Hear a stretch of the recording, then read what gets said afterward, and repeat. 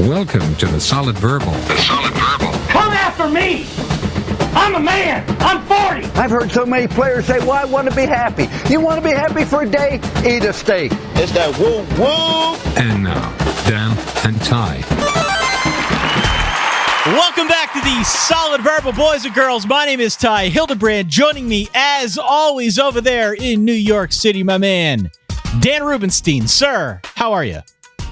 Ty, I am streamlined in a way that I have been waiting to be. Oh? My hair is cut. Okay. I went for a good run today. I took like a 17-minute, not a coffee nap, but a 17-minute, like just a shut-eye real quick before the show, because today's a big one, Ty. Today is a big one. Today is a very big one. In the literal sense, we're going to be talking about the Big Ten West in addition to the MAC West, I believe. Is that correct? Yes, that is 100% correct, but we do have important housekeeping to take care of real quick before we get into it. Solidverbal@gmail.com, as always, is the email. You can find our website, solidverbal.com. You can find us on social media at facebook.com/solidverbal, as well as Twitter and Instagram. And of course, you can subscribe to the show wherever you can find a podcast, be it out there on Apple Podcasts or Google Play, whether you listen on TuneIn or Stitcher or Spotify. The Solid Verbal can be found, can be heard wherever you could find your favorite shows.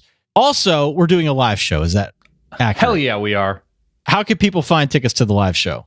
Solidverbaltickets.com. A big chunk of them are already gone. So if you are in the Chicagoland area or in the Midwest or coming into Chicago, because people seem to enjoy the Fantasy Things draft concept, I would go to solidverbaltickets.com. It's a terrific show that we have planned. It's at the Vidum Theater, which is in the Westtown Noble Square area, but it's a full-on theater with a full-on stage and a full-on screen and like digital experience happening. I cannot we have a lot of weird things planned. Yeah. Solidverbaltickets.com. And afterwards we will go out and we'll all find a bar and drink beer. I don't use beers because it doesn't take much with me. But we're going to have a fantastic night. So we hope you're able to, we hope, here it is, English, you are able to join us. Absolutely. Solidverbaltickets.com. If you tried to order initially when we send out our newsletter and you couldn't get through, it's because there was so much interest that we crashed the website. Yeah. That was fun. It was fun. And by fun, we mean not fun. Infuriating. For Dan and I, right. We're told it's only happened once in the last 10 years. Yeah, we are the Beatles, but a little more important. In a college football sense, for sure. So again, yes. solidverbaltickets.com, doing a live show August the 11th at the Vidum Theater in Chicago. If you're going to be in the area, if you're thinking about being in the area, if you have Fantasy friends things. who are going to be in the area and they like college football, invite them on out. Some tickets are still available. Yes. Also, very, very quickly, before we dive on into the Big Ten West, merchandise. If you're listening before Friday, the 20th of July, our merchandise is still available. It's been selling like hotcakes, whether you're interested in any of the 3 shirts that we've got out there or the hat. You do have a few days to get on in that sweet Solid Verbal merchandise action. If not, it's gone temporarily. We don't know when it'll come back. There is potential for it to come back, but why risk it, really? I agree. I definitely agree. I'm holding the hat as we speak. I wore it last weekend in a lake town in Michigan or a couple weekends ago. And if you're worried that it's going to be too shallow, like it's like too floppy, the top cap part of the hat. Too much dad in a hat, I think is what you're saying. If you are worried about too much dad, TMD, let me assure you there is good height to the cap portion. It is good coverage because I have it on good authority that a lot of our listeners have giant heads. Yeah. Yeah. All right. Because both of us do. Solidverbaltickets.com for the live show. And also you can go to solidverbal.com/store if you want to check in on that merch. Okay. And if you're listening to this episode, you're probably interested in the Big Ten West, which almost has a team in the Chicagoland area. So come on, it's a no-brainer. Solidverbaltickets.com. With that being said, Daniel. Yo. We've got a big preview ahead of us. I played the drum roll, but really, since we're talking about the Big Ten West, this is our official anthem of the Big Ten West, is it not? Yeah. Pat Fitzgerald. Yeah. Kirk Ferentz. Here's what we're doing on the show this year. Ooh, Lovie Smith, brother. Was that Macho Man Randy Savage? It was somewhere in there. Yeah. That's all I have. Well, here's what we're doing. In previous years, we've tried to do a top 40 countdown. Some other years, we've done conference by conference, just a really broad look at what's going on. Mm-hmm. It's been a slow off season in terms of news, so Dan and I decided, what the hell? Let's go all in. Let's talk about each conference and each division within each conference, which we started doing last week, talking about the ACC Fatlantic. And today we're going to go into the Big Ten West, Dan. It's very fun to say. And yes, we know conference media days are going on. I think, the ACC began today as we record this. SEC's been going on for a couple of days.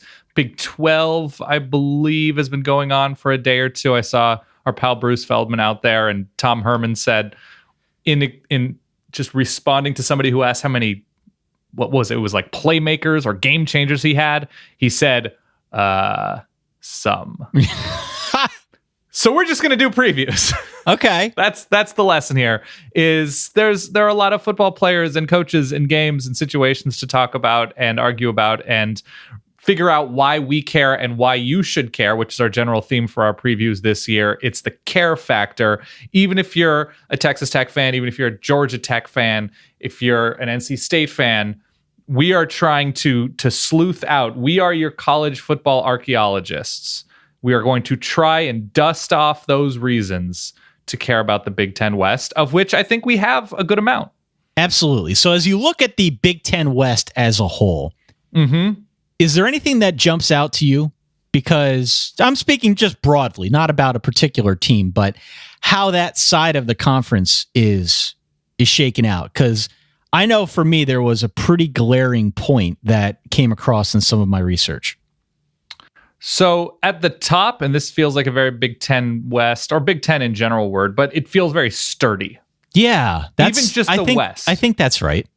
So Paul Chryst, Pat Fitzgerald, Kirk Ferentz. In terms of where this division has been the last few years, there is a sturdiness to where those teams have been. Some changes, some for the better, some for the not so much better, but with Purdue becoming at least an interesting team, with Nebraska looking like the final destination in a good way for Scott Frost, and PJ Fleck getting a big shot at Minnesota, it appears that, short of Lovie Smith at Illinois, that there could be potential for long-term sturdiness, which is the name of a failed adult film that I produced sophomore year of college. I'm not proud of it, Ty. Well, listen, where do you want to go? You talk about that point, and let me expand upon it a little bit. Illinois feels like the only team in the West that we could bet money on having a losing record at this point. Yeah, I would say so. You know, I wouldn't want to go in on that bet for Minnesota. We'll talk about Minnesota or Nebraska or Purdue. Like, I can't say for sure that any of those teams are going to have a losing record.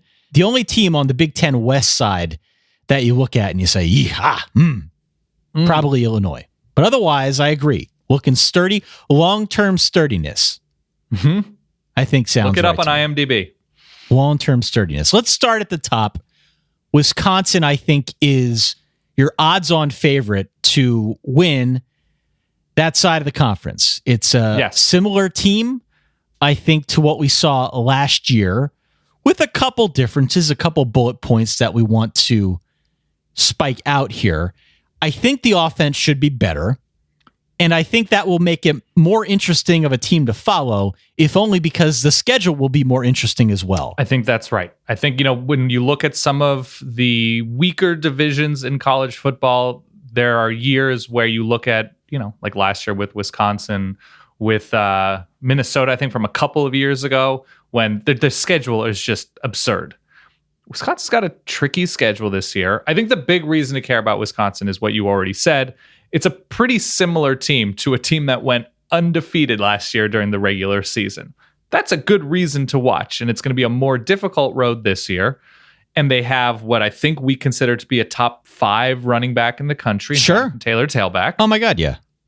And if that's not enough their coach openly mocked the turnover chain in the bowl game. So that's something. Yeah. It was something like turnover chain my ass. Like the better lip readers were able to come up with that. We'll see if that, I mean, we can keep deep diving and look, but defensively, they're in pretty good shape. They seem to return all of their linebackers every year. Mm-hmm. Like if you told me TJ Edwards was on this team in 2012, I would nod skeptically, but they should be very good at linebacker. There's some new pieces both in the defensive front on the line and in the secondary, especially at corner. But the amount of experience and the lack of turnover on both sides of the ball, they should be super good on defense. Offense should once again be very good. I am still trying more than like a year and a half into the Alex Hornibrook experience to figure out if he is capital A actually good. Yeah. Well, he needs to improve on his 15 interceptions from a year ago.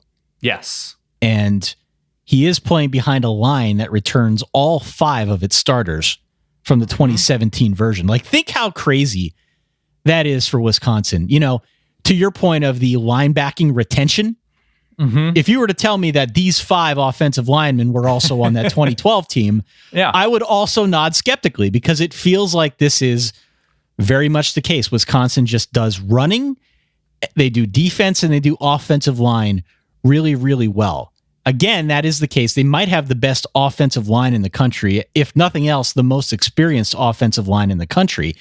And honestly, absent everything else, a really good line in college football will get you places. So we know, just as a baseline, that this is going to be a really good Wisconsin football team. They've got Jonathan Taylor tailback. They've got the 5 offensive linemen. That in and of itself will make them very good. Alex Hornibrook will wait and see. He needs to be more careful with the football. He does lose Troy Fumagalli, but he has some other familiar faces back. He really doesn't need to do that much.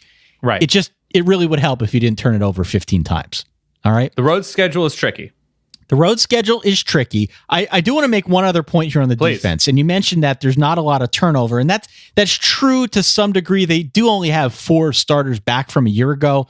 I think the guts of that team is back in the linebacking core.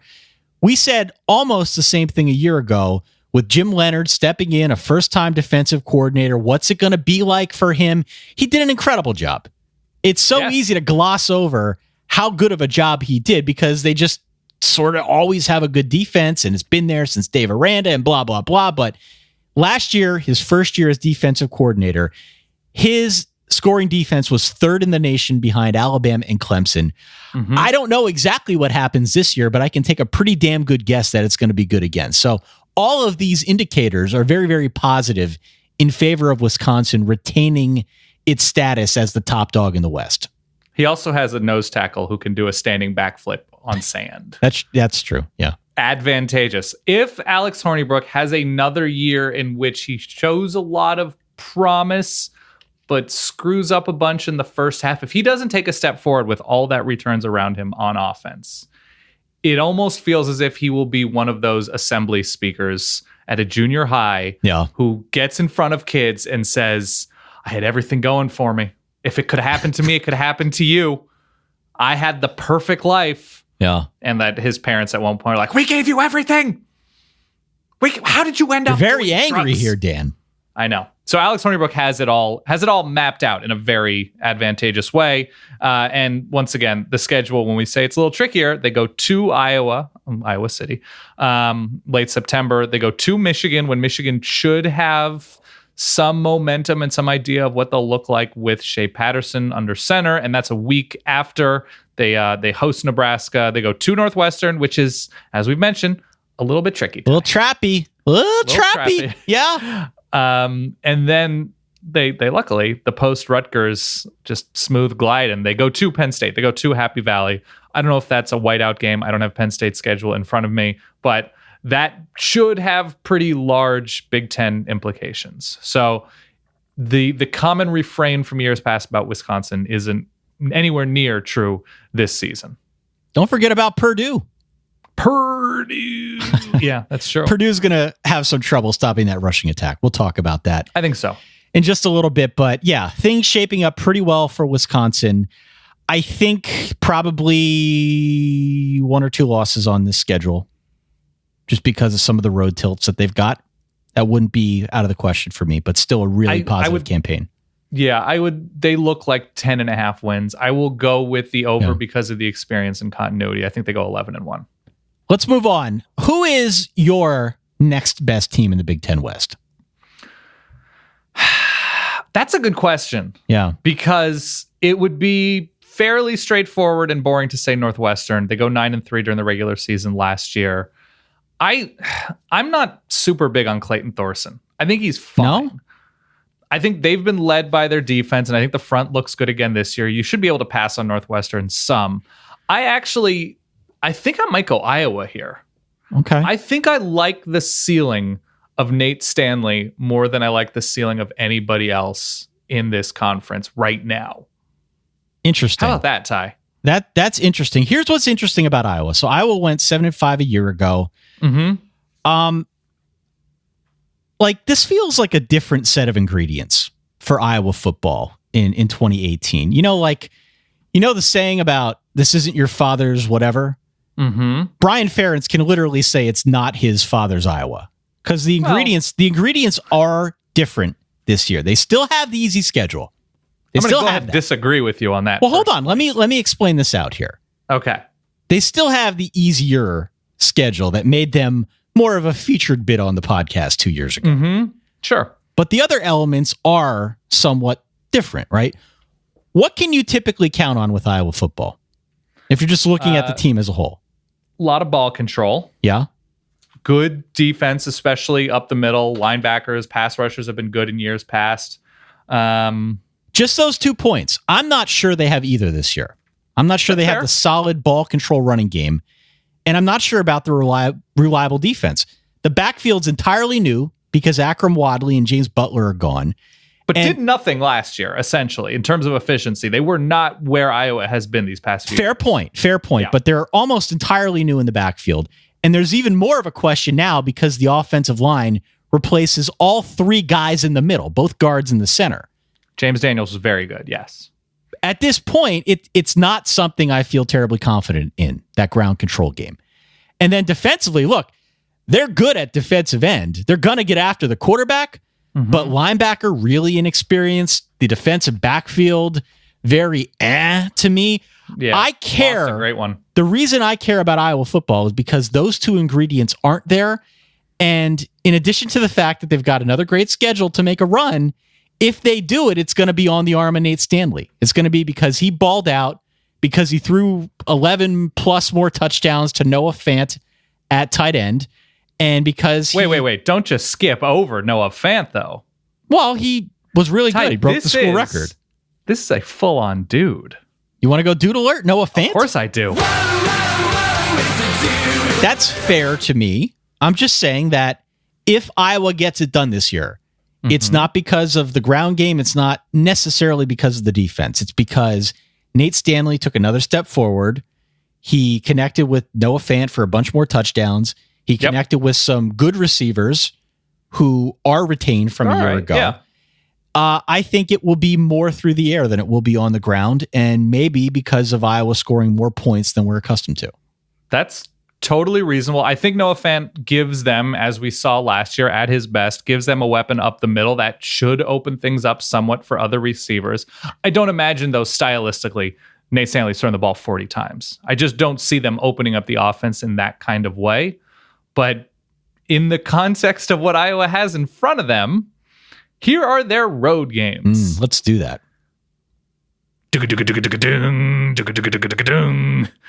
Minnesota, Indiana, Penn State, challenging. Purdue, Illinois. Okay. That's pretty good. Are there any others? That's all of their road games. Minnesota, Indiana, Penn State, Purdue, Illinois. They don't go on the road in the non-conference. They have Northern Illinois, Iowa State, Northern Iowa. So they don't even leave the state, let alone their own stadium. And just cross division wise, they missed 3 of the 4 Big Ten East teams, no Ohio State or Michigan schools. So if you're buying Iowa as better than they actually are, this would be a person that agrees with you, me. Did you know that the last time Iowa went to Illinois 2 years ago, Iowa forced Illinois to punt on their first 10 possessions and shut them out 28-0. Just throwing that out there. It's pretty good. Yeah. It's a pretty good way to play football. Throwing that out there. Yeah, the schedule sets up nicely for Iowa. I'm just not as confident in the normal ingredients as I have been in the past. So, are you higher on any other Big Ten West quarterback other than perhaps Hornibrook, but underneath Hornibrook than Nate Stanley? I don't think so. Okay. No, the only other real contender for me would be Clayton Thorson, but he's coming off the injury. I'm not crazy about Thorson. I'm probably higher on him than I think you are, but I'm really keen on Nate Stanley. I'm telling you, he is, in terms of recent Iowa quarterbacks, I think his ceiling is clearly above the last 2 or 3 dudes, at least. For sure. Oh, yeah. I don't even think that's a question. But that's a big deal. It is a big deal. It's a very big deal. Yeah. All right. So that's why you care. That's why you care. That's why I care. Yeah. New good quarterback play in a major conference for Iowa on a schedule that's not that impressive. I'm not sure Iowa is my next team up after Wisconsin. Okay. I think I still go with Northwestern. Mm-hmm. Did you know that Northwestern actually has the nation's longest winning streak at 8 games? That makes sense. Yeah. Alabama lost to Auburn in the Iron Bowl. Georgia not so hot against Auburn later on in the season. Fear the Cats, baby. Fear the Cats. Northwestern. They're the team for numbers. We mentioned it at the top. They do feel ultra trappy. Yes. Ultra trappy this year because of a good front seven, because of a veteran quarterback in Clayton Thorson coming off injury, but on the whole, a really experienced team, not just in the front seven, 7 returning starters on both sides of the football. And really, there's nothing about them that grabs your attention. Like, this is another Northwestern team that somehow is supremely unsexy and could manage another 9 or 10 win season. I don't see it. I disagree. I don't think they can win double-digit games this year. Why not? You really do? I don't know if I really do, but it feels like that kind of year again to me. So the schedule's pretty good. That's the good thing. No Ohio State, no Penn State, and as we mentioned, the trappiness. Michigan has Nebraska the week before. Michigan State is at Penn State the week after Northwestern. So sort of a separated letdown look ahead situation with their schedule. That's right. Schedule's not bad. They're going to miss Justin Jackson. He was such a big deal to that offense for so long. I know Jeremy Larkin, I think, is the guy that's expected to step in, but defensively, I'm worried that you're going to be able to throw on this Northwestern team a little bit too much. I like them up front. They return a good amount up front, but it's a new secondary, and I'm high on Nate Stanley. I'm high on Alex Hornibrook. I'm less high on Minnesota's Vic Viramontes. But I'm not crazy about how everything looks for them. So this is like there's like the old, like they either go 7-5 or 10-3 or something like that. I'm skewing more 7-5 with this Northwestern team. That's fair. I did, on the topic of Clayton Thorson, we do need to bring him up. I read in one of the magazines, and I don't know if it was Athlon or Lindy's or it's honestly escaping me, but they had a passage about a fellow Big Ten coach that legitimately felt Clayton Thorson had all the tools to be a pro prospect. Okay. If he could stay healthy. Yeah. If he could stay healthy, I think is the operative phrase. He does need to stay healthy. It's not a side of the conference that is flush with like really high level quarterback play. And that extends all the way up to Wisconsin. Nate Stanley, you could probably make a case, is the best quarterback, pure quarterback, just in terms of skills going into this season. Okay. Thorson is probably up there, but I need to see more from him before I'm ready to give him that mantle. I'm a little higher on him than you, but not by much. Had a super good game against Michigan State last year. I think that was a triple overtime win. Was pretty disappointing against Iowa and just abysmal against Penn State, abysmal against Wisconsin. So if they're challenging the better teams in their division, it's got to be through Clayton Thorson, and the recent history is not my favorite. And next year they will probably have a really good quarterback Yeah. in Hunter Johnson, the transfer. So I think that's something to look forward to if you're a Northwestern fan through what should be another, like they're just a solid seventh inning reliever. They're Arthur Rhodes, Ty. That's Arthur what Northwestern Rhodes is to me. Wow. Yeah. Okay. That's all they are. And listen, I'm underestimating them, I'm sure. But when you have to say, they feel trappy, that's not a lot, at least on my end, not a lot of confidence. They could be an underdog in 5 games this year. I'm looking at Michigan, Wisconsin, the Notre Dame game, which I'll elaborate on here in a second. They go to Iowa and Michigan State. I could see them being dogs in all of those contests. For me, selfishly, as we frame everything around why we care, I care because they play Notre Dame the week after Notre Dame travels home from a weird game against Navy in San Diego. Ooh, body blow. Yeah, there's a lot of body blow potential there. If it's not bad enough that they're playing Navy, which always seems to bode very well. Second straight road game for Notre Dame. That's right. It always bodes very well for the team that Notre Dame plays after Navy because they're a little bit beat up. But they're also traveling back and then to Evanston, which isn't a long commute, mind you, but still, it's away from home. That game is of utmost concern to me. Of all the spots here on the Northwestern schedule where there could be a trap, that Notre Dame game to me selfishly jumps out. I care about Northwestern because I think that's a legit spot where Notre Dame could go on the road and lose. 2 games away from home in a row, one of which is after an option team, a talented option team. The good news for Notre Dame fans like yourself and the elder gentleman I saw wearing giant cargo shorts and these chunky New Balances out when I was running today. He was faster than me, by the way. Yeah. The good news for Notre Dame fans, you and him alike, Northwestern has Wisconsin the week before. So there is body blow cancellation. Double body blow. Interesting. DBB. Yeah. So there's that. Moving on. Who is our next team up here on the totem pole in the Big Ten West? Okay. Could be Minnesota. Could be Nebraska. If We've you're gone far too long. feeling dangerous, you could go Purdue. How you going here? Ty, we've waited far too long. Whether we believe they're going 2-10, 10-2, somewhere in between, doesn't matter. Even if it's out of order, I don't know how we've gone this long talking about the division without talking about coming home. Coming home. Tell the world that I'm coming home. Yeah, it's time. Scott Frost coming back home. Coming back home to Lincoln, Nebraska. Nebraska went 4-8 last year.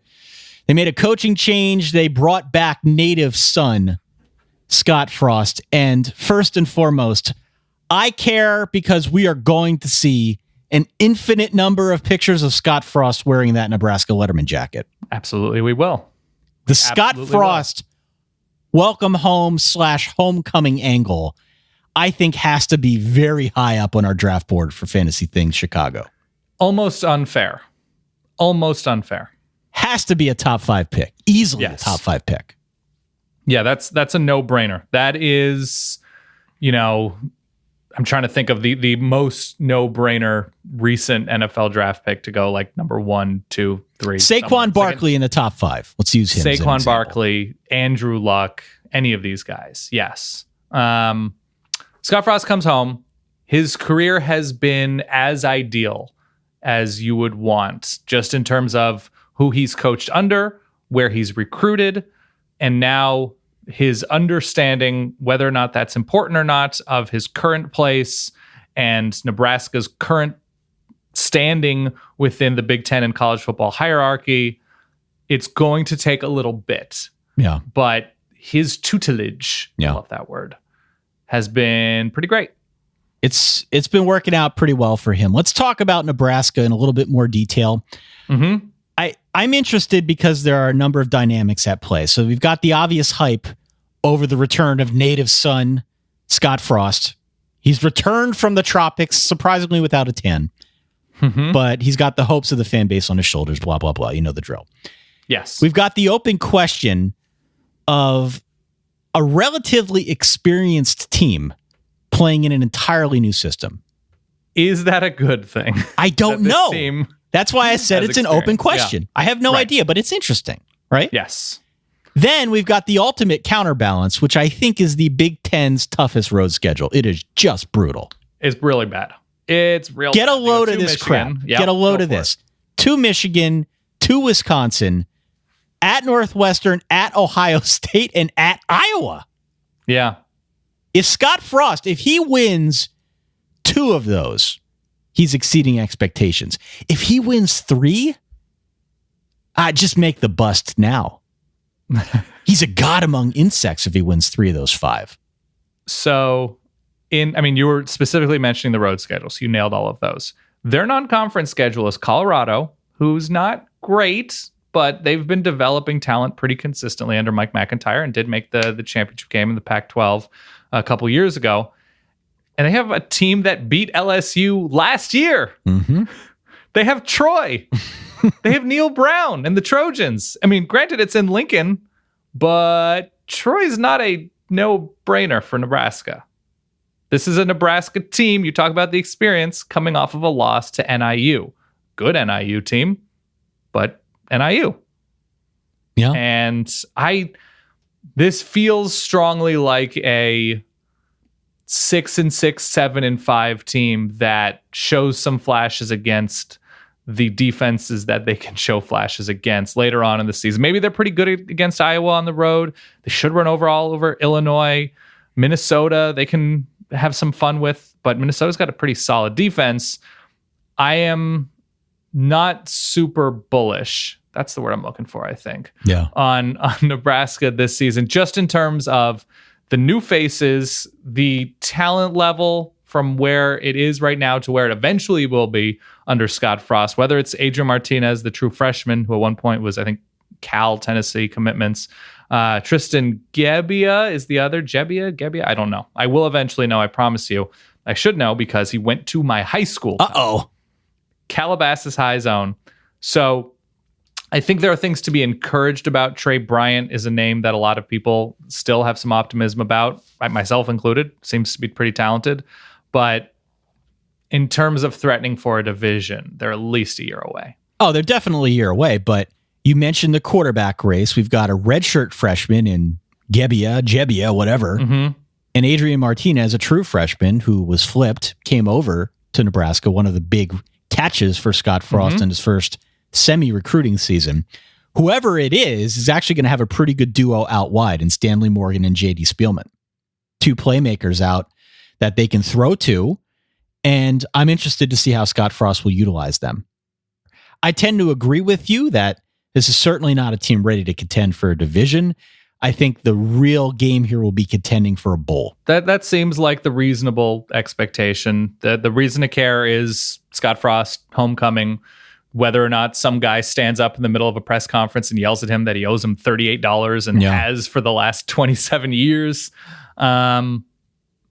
It's to see it's just what they look like. It is just a visual care factor for me. Let's go to Purdue, Dan. Purdue. So they went 6-6 a year ago, which was a big deal. They finished strong.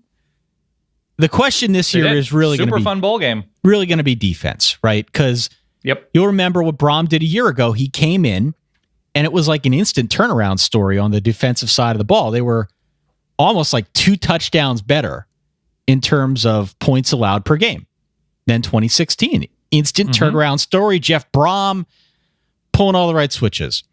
This year, though, that defense is gone. They are gone. If Purdue's going to make the bowl in 2018, it's going to be Shootout City.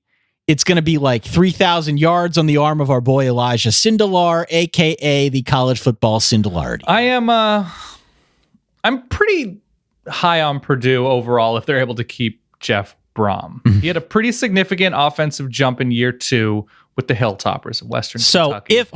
If they're able to keep Jeff Braum, are you implying that he will leave before the start of the season? I'm saying long-term high on Purdue. All right. Short-term being this season. Man, that would be something though. I think Elijah Sindelar is all right, especially with how he finished out his season last year. I I like the line in front of him. I like the skill. I don't think it's high level in terms of the Big Ten, but it's decent enough. I am worried about that defense. You're right. It will be Shootout City. Elijah Sindelar will most likely be that mayor. But with the understanding of having that full year into I think a relatively complicated system. The big thing on Jeff Brom, I think our pal Chris Brown has talked about it, is marrying the college spread to more professional passing concepts. I think it takes time, it takes reps. And their schedule is such that I think they open with Northwestern. So we'll get a decent look right away. They go to Nebraska, to Illinois, to Michigan State. They also get Ohio State at home. They have obviously, they have Wisconsin home, Michigan State, Ohio State. They go on the road to Indiana. So their schedule is fine, but I think it's going to be a different looking Purdue team this year. Yeah. They were so good up front last year that it's going to take a little bit of time to get to that place where they are just a little more complete. All right. So do they go to a bowl game once again? Yeah, I think that's the open question. And they have Mizzou with a really good quarterback. They do have Mizzou. I think it will be 6-6, 7-5 kind of year. So they are making a bowl game. The quest for 6 continues on. I think it's an open question. I don't feel confident that it's going to happen, but I think with Jeff Brom leading the charge, they'll be able to bolt together enough of an offense to get enough shootouts, outscore enough of their opponents here in the Big Ten to get to like 6 wins. I think they take a slight step back and slingshot next year. I think it's like a 5-7. Okay. And they've recruited well enough. I like their coaching staff that if he sticks around, if Brom and his staff are there in 2019, they could slingshot to like an 8-4 situation. Speaking of 5-7, let's go to Minnesota. Let's. The Golden Gophers, they went 5-7 a year ago. And again, the framework for our preview here is care factor. Yes. The care factor for me is very high. Really? When it comes to Minnesota. Yeah. I don't know what to expect. Those are the teams that I care the most about. The ones where I look at them up and down. I probably spent an hour and a half going over Minnesota football in 2018. And I still really have no idea what I'm supposed to expect. Okay. They've recruited really well. Yes. Along the line.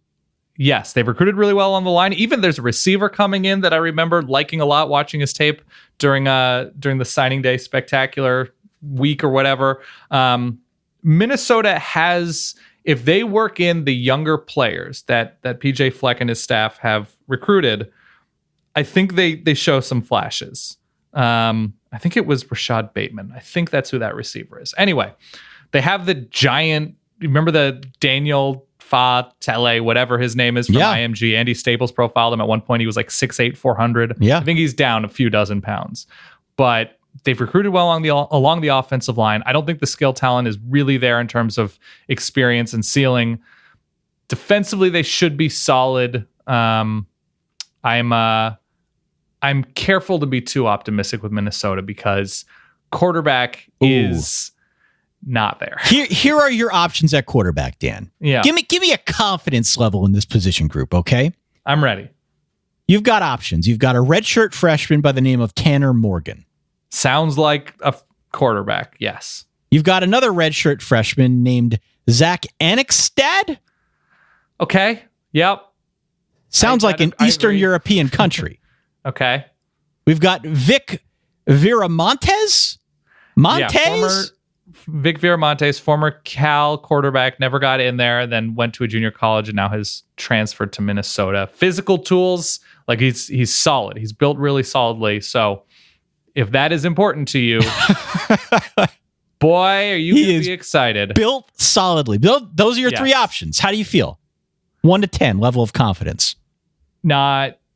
I don't feel great about quarterback, but that doesn't mean they can't win. This is not a program that has gotten by on excellent quarterback play recently. So yeah, of course. So I don't feel great about quarterback, but elsewhere, if Rodney Smith stays healthy at running back, could be super solid. Okay. The top 3 wideouts from a year ago are back. Tyler Johnson's pretty good. We mentioned the offensive line. more experienced, and PJ Fleck really did focus on it in the recruiting game, so it should be, I think, improved. The interior defensive line is a bit of a struggle bus, as we say here on the program. Sure. But their linebacking core should be solid. They bring Thomas Barber back, who was their leading tackler. I think their defensive backfield should be solid on the whole.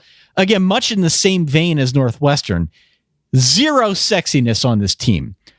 But PJ Fleck will have them playing with emotion. I'm sorry, did you not hear me describe Vic Viramontes as solid? Solidly built? Thank you, Dan. Yeah, no problem. The schedule, I think, is workable. Yep. It's workable. Definitely. You could, if you squint really hard, find a path to 9 wins for Minnesota. Oh my God. You could do it. You could do it. One of the 4 Power 4 East teams, they go to Ohio State. Their early season schedule, New Mexico State, remember, bowl team. Okay. Fresno State, super good defense last year, although they lose their coordinator. Then you're right. They're on the road, Maryland, Ohio State, Nebraska, Illinois. It seems like everybody's going to Illinois. Yeah. And then they finish the season up, of course, going to Wisconsin. This is a pretty good year in the West to be solid in a number of places, to squeak out something ugly against Northwestern, to squeak out something ugly against Iowa or Nebraska. They feel like a bowl team, but still just barely to me. I think they're a 6-6 team because the quarterback question is just too vast right now. Give me 7-5 or 8-4. All right. I just know. Here's the thing with me in the Big Ten West in general, and it's not Minnesota's fault necessarily, because, hopefully Rashad Bateman turns into a star. There isn't, in the way that even the MAC recently has had, like just select star power, even at skill positions. There's no receiver. There's no running back besides Jonathan Taylor, tailback, that really screams to me.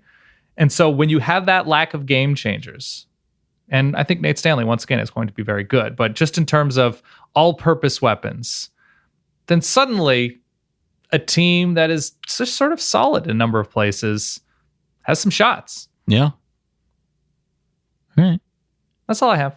So my care factor is, what will the young players look like getting in? But I'm going to level with you, Ty. Yeah. I don't see myself running out to watch a lot of Minnesota football this year, but they could start out 4-5-0. Then that changes. You introduced me to a verb a couple weeks ago when we were talking about cooking, I believe, sweet potatoes in the oven. And you said, you take them out of the oven and you want to give them a fleck of salt. Yeah, I think you want to fleck them. Fleck is, I turned the noun fleck into a verb. But yeah, I think they'll flex some teams eventually. I think fleck could be a verb this year, Dan. That's what I'm saying. You've invented a word and I'm going to use it. Maybe against your will. I wish they had a Corey Davis. I wish they could flex somebody with Corey Davis, but they don't. 7 or 8 wins for me, for Minnesota. Oh, man. Disagree. And then finally, Illinois. Yeah. 2-10 a year ago. Mm-hmm. We are now playing, I believe, with all of Lovie Smith's players. Like this, these are his. Pretty much. These are his dudes. Lovie's dudes out there. Mm-hmm. They've got a new offensive coordinator in Rod Smith that comes over from Arizona.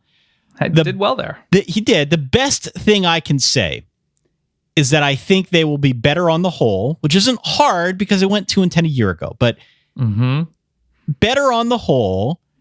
Maybe if I'm feeling dangerous, 4-8 on the year. Ooh. And let's find me those. Be an archaeologist and find me those. And hold on. And at least in terms of the show, excitement, care factor in that the drive for 6 will be alive at least for some portion of the season. Wow. Okay. So excavate the ruins of 6 opponents. The Illini will get the better of. This is the scene in Spaceballs where they comb the desert and the man comes back saying, "We ain't found shit." That's what this is in 2018 for the Illini. So Lovey's recruited in. I think they have a couple of big players coming in this year because at a certain point, if you really want to play right away, you go to Illinois. You really want some Papa Del's pizza. You can go to Illinois. They have Western Illinois early, Kent State early, and they go to Rutgers, to Maryland, which I have to assume Maryland's going to be healthier and better this year. And aside from that, I don't see much. USF is going to be pretty good. Year 2 of Charlie Strong. That defense should be nice. To Wisconsin, to Nebraska, to Northwestern. I think the quest to 6 is DOA to me. Yeah. Oh, it's DOA. I'm just saying. Okay. It's at least alive for some portion of the first 6 or 7 weeks of the year. This is more like the quest for Jason Candle. This is, I don't know. Anyway, you know what?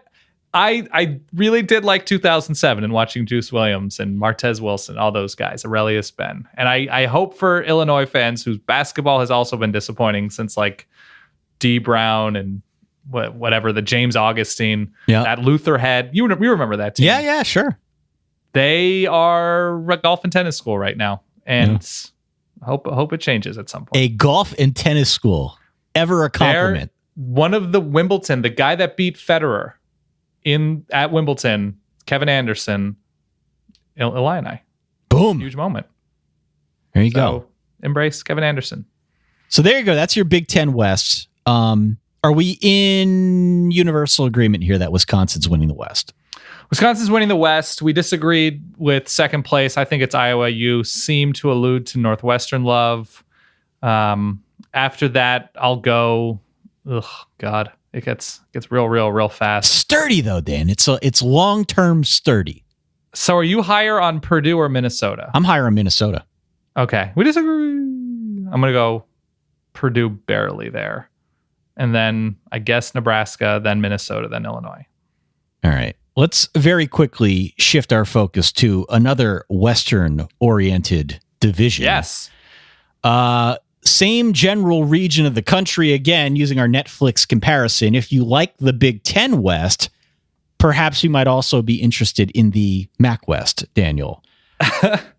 Maybe. So, at first glance, the MAC West is like, well, Toledo should be really good. They're more talented than everybody, even without Logan Woodside, who threw for a bajillion yards and a bajillion touchdowns. It does feel a little like Toledo and everybody else, with an asterisk that everybody else includes Northern Illinois' defense and then others. Yeah. But, Ty, the year was 1999. It was a very different world, geopolitically, culturally, especially on the big screen, Ty. Technologically, sure. The movie was She's All That. Freddie Prinze Jr. Yep. The adorable and charming Rachel Lee Cook. An unforgettable performance. By the way, the cast of this movie is maybe the most 90s cast of any movie.